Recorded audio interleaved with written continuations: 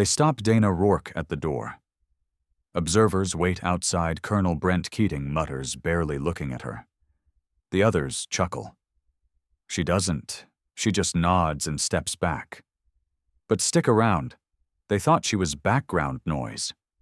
What they didn't know, Dana flew black ops over hostile zones while they ran drills. That faded patch on her bag. It's Ghost Squadron disavowed, decorated, and deadly. Then the general arrives, sees the patch, goes pale, offers her his seat. We read every single comment, so tell us where you're watching from and what time you found this. And don't forget to subscribe. In the stark fluorescence of the Pentagon briefing room, Major Brent Keating straightens his immaculate uniform fingers, lingering on the polished oak nameplate that has defined his ascent through military ranks. The constant weight of his service medallion, awarded for exceptional handling of the 2007 F-35 incident, presses against his chest like a burning brand. Lieutenant Colonel Dana Rourke's entrance sends a ripple through the assembled brass. That jagged scar crossing her jaw stands as a silent accusation, one that Brent has spent 15 years trying to bury. His carefully maintained composure cracks for just a moment as the fluorescent lights catch her dog tags, identical to the ones he personally ordered sealed away after the incident. "Lieutenant Colonel Rourke, you're not authorized to be here." Brent's voice carries the practiced authority of a man accustomed to being obeyed to controlling narratives. He steps forward physically, inserting himself between her and the podium. "This briefing is classified above your current clearance level." The room's tension spikes as General Castillo emerges from the shadows. "Actually, Major Keating, I authorized her presence personally." The words hit like physical blows, each syllable chipping away at Brent's carefully constructed wall of authority. Someone's phone captures the moment. His momentary flinch, the subtle tremor in his hands as he grips the podium. Within minutes, Chechen's Keating covered trends on military forums, then spreads to Twitter like wildfire. "You can't possibly believe her allegations." Brent recovers, forcing a dismissive laugh that sounds hollow even to his own ears. "The F-35's safety record is impeccable. The 2007 incident was thoroughly investigated. By you, Major Keating." Rourke interrupts her voice, carrying the weight of 15 years of silence. "Just like you investigated the modifications that caused my ejection failure. The same modifications you approved." Brent's fingers find his service medallion again, clutching it like a talisman. The same medallion awarded for protecting the program's integrity, for burying the truth beneath layers of classified reports and convenient coincidences. The room's atmosphere shifts as General Castillo places a thick folder on the podium. "We've reopened the investigation, Major, and this time we're looking at everyone involved. Type truth rises if you believe no cover-up lasts forever." In the sudden silence, Brent's mind races back to that day in 2007, to the choices that seemed so clear then. Protect the program. Protect the funding. Protect his career. Now, watching those same choices unravel thread by thread, a question burns in his throat. How long can you hold back the truth before it burns you instead? His service medallion feels heavier with each passing second, no longer a symbol of achievement, but a weight threatening to drag him under. As phones continue recording, capturing every micro-expression of his growing unease, Brent faces the terrifying possibility that his carefully constructed wall of power might not just crack. It might completely shatter. The words he's dreaded for 15 years finally come. "Major Keating, you are hereby relieved of duty pending investigation." The sound of his medallion hitting the floor echoes like a gunshot in the silent room. How many others, he wonders, watching his world begin to crumble, have stood exactly where he stands now, caught between the power they've claimed and the truth they've buried, and how many like him are about to discover that no authority can withstand the weight of justice forever. Major Brent Keating paces his dimly lit Pentagon office at 2 a.m., his polished oak leaf insignia catching the blue light of his computer screen.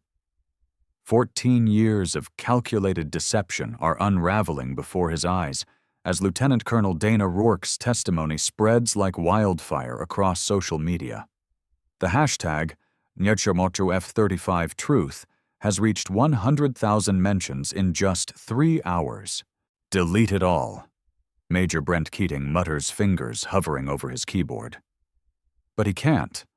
The classified documents on his screen, internal memos, engineering reports, all bearing his signature, mock him with their permanence. Each one proves he knew about the ejection system's critical flaws months before her near-fatal crash. Major Brent Keating's mind drifts to General Harrison, his mentor, who taught him the art of program management over bourbon in 2006. Sometimes Keating protecting the program means protecting ourselves from inconvenient truths. Harrison had said sliding the first damning report into a drawer. That moment marked the beginning of Major Brent Keating's rise through the ranks, each promotion built on buried facts and managed narratives. The wall of commendations seems to whisper accusations now. Major Brent Keating approaches them, adjusting one that hangs slightly crooked. Excellence in program management, it reads. His bitter laugh echoes in the empty office. Excellence in deception, more like it. The weight of his oak leaf insignia grows heavier with each passing hour. A notification lights up his phone. CNN is running with the story. Major Brent Keating's hands begin to shake as he reads the headline, Air Force Officer Breaks Silence on F-35 Cover-Up. His phone buzzes again. A message from General Mitchell. Control this situation now. Control. That's what Major Brent Keating has always been good at. Controlling narratives, controlling careers, controlling lives. But as he opens another classified file, a study from 2006 reveals the scope of his complicity. 23 test pilots had reported ejection system concerns. 23 reports he had personally buried. Have you ever felt your carefully constructed world start to crack? Major Brent Keating thinks gripping his oak leaf insignia until his knuckles turn white. The moment when you realize your power was built on quicksand. The office walls seem to close in as Major Brent Keating discovers older files, each one a damning piece of evidence. Engineering assessments warning of catastrophic failures. Budget reports showing corners cut to meet deadlines. His signature, his initials, his responsibility, all meticulously documented. A text from his wife, "Honey, you're trending on Twitter." Major Brent Keating's stomach lurches as he opens the app. Videos of his press conference attacking Lieutenant Colonel Rourke's credibility are being shared thousands of times, but now with a very different narrative. Keating lied is gaining traction. Share this post if you believe military contractors should be held accountable. 35 Truth 24 Keating lied. The engagement numbers are astronomical, and Major Brent Keating watches in horror as his carefully crafted image crumbles in real time. Major Brent Keating's hand trembles as he reaches for the bourbon in his desk drawer, the same brand General Harrison used to share. The oak leaf insignia on his uniform catches the light again, a reminder of the power he thought he'd earned. But now, as he stares at the mounting evidence of his deception, that symbol of authority feels like a brand of shame. His computer pings with a new email from the Inspector General's office. Subject line, "Immediate interview required." Major Brent Keating's world tilts as he reads the first line, "In light of recent revelations, the truth about institutional corruption in military procurement, the system that enabled his deceptions, starts to crystallize in his mind. He wasn't just one bad actor. He was part of a machine designed to prioritize programs over people, profits over safety. Every promotion, every commendation on his wall was a reward for maintaining this system." As dawn approaches, Major Brent Keating stands at his office window watching early morning Pentagon staff arrive. Each face below could be another Lieutenant Colonel Rourke, another truth-teller waiting to emerge. For the first time in 14 years, he feels the full weight of his choices, and his oak leaf insignia seems to burn against his collar. Type truth rises if you've ever witnessed someone's carefully built facade crumble. Major Brent Keating stalks through Luke Air Force Base's West Corridor, his footsteps no longer commanding the usual sharp salutes and deferential nods. The gleaming oak leaf insignia on his collar feels heavier today, a burden rather than a badge of honor. Every ping from his phone makes his hand twitch. Another reporter's call, another document leaked another crack in his carefully constructed wall of lies about the F-35 incident. Sir General Morrison's office called again. His aide mentions barely meeting his eyes before hurrying away. Major Brent Keating watches him go, noting how the young officer practically sprints around the corner. Just yesterday, that same aide would have lingered eager for approval for mentorship. Now, association with Major Brent Keating carries the stench of career suicide. His phone buzzes again. The Air Force Times wants a comment about newly surfaced maintenance logs from 2007. Major Brent Keating's hands grow clammy as he reads the message. Those logs were supposed to be destroyed. He'd personally overseen their archival. The reporter's words swim before his eyes. Multiple sources confirm systematic falsification of safety records. Reaching his office, Major Brent Keating finds himself staring at the wall of commendations that once gave him such pride.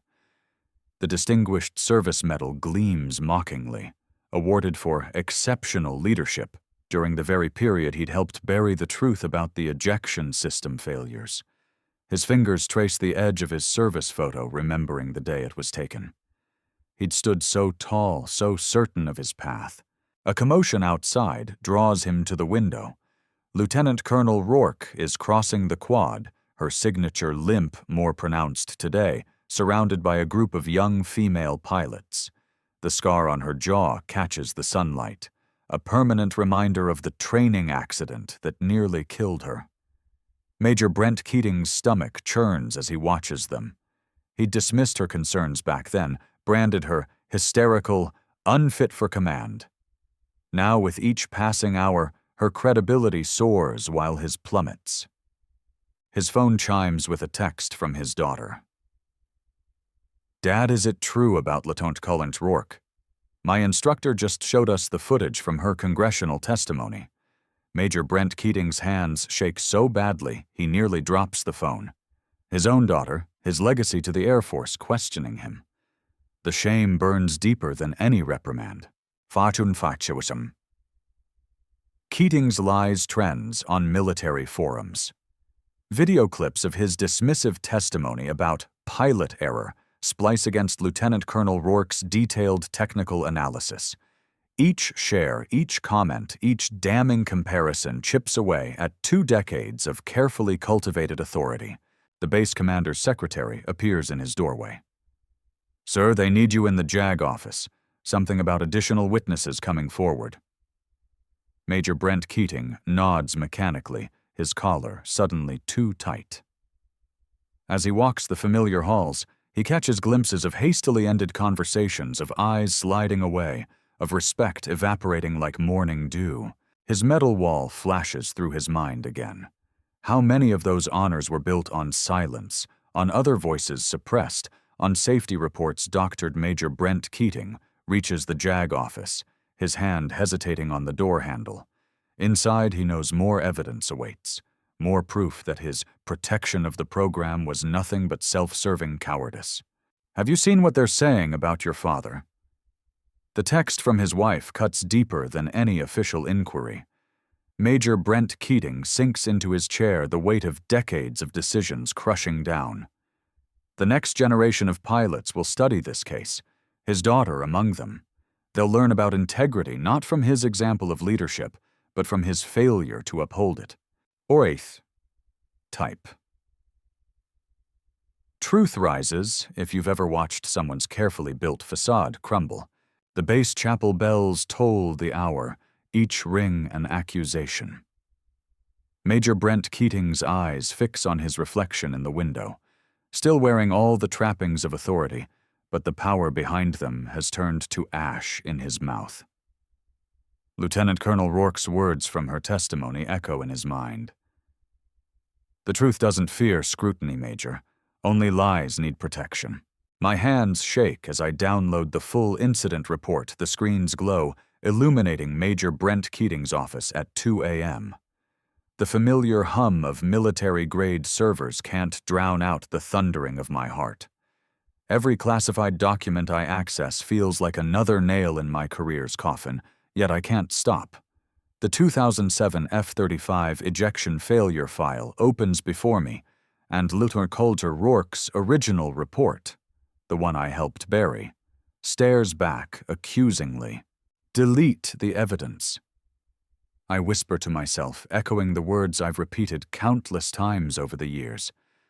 But tonight, something's different. The cursor hovers over the delete button, trembling with my hand, but refuses to click. Instead, I hit print. The machine whirs to life, each page emerging like a confession. I catch my reflection in the darkened window. Major Brent Keating, the perfect military officer, now turned whistleblower. My insignia gleams on my chest, mocking me. With deliberate movements, I remove it, the pin's release echoing like a gunshot in the silent office. It falls into my desk drawer with a metallic clink, joining the weight of 15 years of complicity. The security cameras track my movement through empty corridors, their red lights blinking like judgmental eyes. The manila envelope feels heavy in my hands, loaded with more than just paper. It carries the weight of 3 dead pilots, their families' unanswered questions, and Lieutenant Colonel Rourke's shattered career. Type "Truth Rises" if you believe it's never too late to do what's right. My security badge beeps at General Castillo's office door. Inside, I place the envelope on his pristine desk, positioning it where it can't be missed. My phone buzzes. A news alert about tomorrow's congressional hearing. Keating confession is already trending, sparked by rumors of my scheduled testimony. The walk back feels different. Each step takes me further from the person I was this morning. The major who prioritized career over conscience, who helped silence good officers like Rourke. The base's floodlights cast long shadows, and for once I don't try to hide in them. In my office, I open my laptop and begin typing, "I, Major Brent Keating, hereby testify under oath." The words flow easier, now fueled by years of suppressed guilt and the desperate need for redemption. The file grows longer. Names, dates, falsified reports, all the dirty secrets I helped maintain. My phone rings. It's General Castillo. I let it go to voicemail, knowing tomorrow's headlines will answer his questions. Major Keating exposes F-35 cover-up. The thought terrifies and energizes me simultaneously. The next call is from my wife. "Are you sure about this, Brent?" Her voice trembles with concern, but I hear the pride beneath it. "The truth doesn't ask permission," I reply, echoing Lieutenant Colonel Rourke's words from her last day on base. "It demands to be heard." The night deepens as I prepare my testimony. Outside my window, the same F-35s that sparked this crisis sit silent on the tarmac, their sleek forms illuminated by spotlights. Tomorrow, their story, the real story, will finally be told, and Major Brent Keating will be remembered not as the officer who helped hide the truth, but as the one who finally set it free. Share this video if you believe one person's courage can change a broken system. Keating confession. The sun begins to rise over Luke Air Force Base, painting the sky in shades of Judgment Day. In a few hours, I'll face the congressional committee, my former allies, and the families of those we failed. But for now, in these last quiet moments, I sit with my choice and the strange peace it brings. The badge in my drawer no longer whispers of shame. It speaks of the price of integrity, and finally I'm ready to pay it. Major Brent Keating stands rigid before the Military Investigation Board, his polished insignia catching the harsh fluorescent light of the hearing room. 24 hours after his world began to crumble, The weight of 15 years of deception presses against his chest like a lead vest. "For the record, state your name and rank." The board chairman's voice echoes through the chamber. "Major Brent Keating, United States Air Force." His voice wavers, then steadies. The cameras positioned around the room feel like accusatory eyes, their red lights blinking in silent judgment. The livestream counter in the corner shows over 100,000 viewers. The Keating confession is already trending. His fingers trace the edge of his insignia, the same one he'd polished obsessively that first day, believing it represented everything honorable about his service. Now its weight feels different, like a burning brand against his chest. "Major Keating, please describe the events following the F-35 ejection system failure at Luke Air Force Base in 2007. The truth spills out like a dam breaking. Each word strips away another layer of the carefully constructed facade he'd maintained for 15 years. He describes the altered maintenance records, the intimidation of witnesses, the systematic dismantling of Lieutenant Colonel Rourke's credibility. "I convinced myself it was for the greater good." Major Brent Keating's voice cracks. "The program needed protection. The Air Force needed protection. But I was protecting nothing but our own cowardice." His gaze finds Lieutenant Rourke in the gallery. The scar running down her jaw, a permanent reminder of the ejection system's failure, catches the light. But there's something else in her eyes now. Not accusation or triumph, but a quiet acknowledgement of the cost of truth. The technical specifications were falsified. He continues each word feeling like another nail in his career's coffin. "We knew about the defect months before the incident. I personally supervised the destruction of the original test data." The chamber erupts in murmurs. Major Brent Keating watches as his words ripple through social media in real time, the hashtag #Keating Confession exploding across screens worldwide. His phone buzzes incessantly with notifications, each one a reminder of how far the truth is spreading. Type "truth prevails" if you believe in accountability. Scrolls across the livestream chat. His insignia feels heavier with each passing moment. This symbol of authority, once his shield against accountability, now serves as a reminder of every compromise, every betrayal of the very values it represents. The system that allowed this cover-up isn't just about one failed ejection seat or one damaged pilot. Major Brent Keating declares his voice finding new strength in surrender. It's about a culture that values perfect records over perfect truth. "I am here to break that culture, even if it breaks me." Baiphone. The final footage shows Major Brent Keating removing his insignia, placing it deliberately on the witness table. The metal catches the light one last time, but now it reflects something different. Not the shine of authority, but the gleam of truth finally set free. Share this testimony if you believe one person's courage can change a system. Flashes across the screen as Major Brent Keating exits the chamber, shoulders straight, despite the weight of consequences ahead. His last glimpse of the insignia, soon to be tagged as evidence, reminds him that sometimes the greatest honor comes not from maintaining power, but from surrendering it in service of truth. In the end, Major Brent Keating's legacy wouldn't be the perfect record he'd fought so desperately to protect, but the imperfect courage he finally found to shatter it.